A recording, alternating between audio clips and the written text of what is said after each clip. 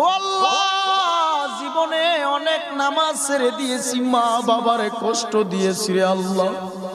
ও আল্লাহ, তোমার রসুলের সুন্নতের মালা গলায় লাগাইতে পারলাম না রে আল্লাহ। তওবা করে নিলাম আজকে আলেমুল আমাদেরকে সাক্ষী রাখিয়া।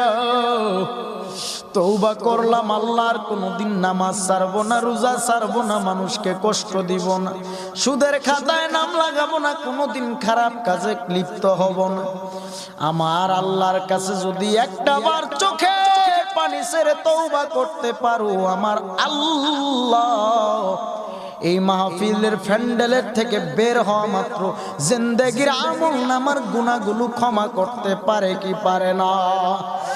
বলেন রহমান তিনি কে, রহিম তিনি কে, রাজ্জাক তিনি কে, জব্বারু তিনি কে?